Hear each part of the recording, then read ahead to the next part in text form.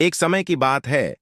हिमालय की एक शांत पहाड़ी के ऊपर स्थित मठ में भिक्षु तेंजिन और भिक्षु सांगय रहा करते थे। तेंजिन ज्ञान में गहरा था और सांगय शांत, मगर उनके बीच एक खास मित्रता थी।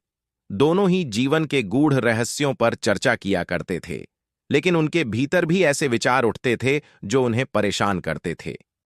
मठ से कुछ दूरी पर स्थित गांव में एक युवा नाम ताशी अपने जीवन में एक अजीब सी बेचैनी महसूस करता था।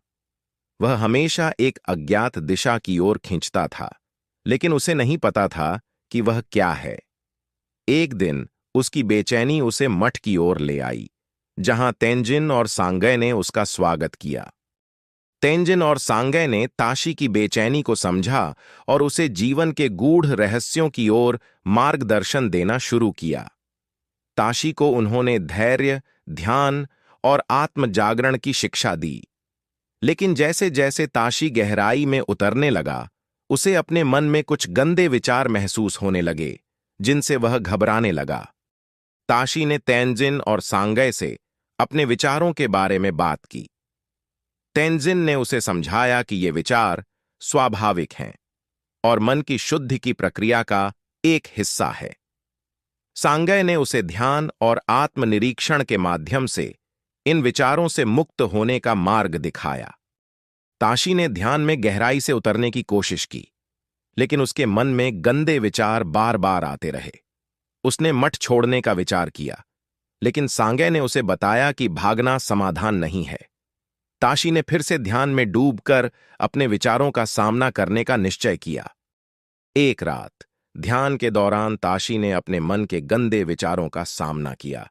उसने उन्हें स्वीकार किया और धीरे धीरे देखा कि ये विचार धीरे धीरे गायब होने लगे। ताशी को समझ में आ गया कि इन विचारों का उदय और विलय दोनों ही एक प्रक्रिया का हिस्सा हैं और उन्हें केवल देखना ही पर्याप्त है। अंत में ताशी ने अपने भीतर की शांति और ज्ञान को पाया। तेंजिन और सांगय ने उसे बधाई दी और उसे सिखाया कि जीवन की सबसे बड़ी जीत स्वयं के विचारों पर विजय प्राप्त करना है। ताशी ने मठ में ही रहने का निश्चय किया और अपने जीवन को ध्यान और आत्म जागरण में समर्पित कर दिया। इस कहानी से यह सीख मिलती है कि मन के गंदे विचारों का सामना करना और उन्हें स्वीकार करना आत्मिक शुद्धि की प्रक्रिया का हिस्सा है। ध्यान और आत्म जागरण के माध्यम से कोई भी इन विचारों से मुक्त हो सकता है और शांति प्राप्त कर सकता है। दोस्तों, मैं उम्मीद करता हूं कि आपको ये कहानी दिल से अच्छी लगी होगी। इस वीडियो को लाइक और सब्सक्राइब जरूर करना। नमो बुद्धाय।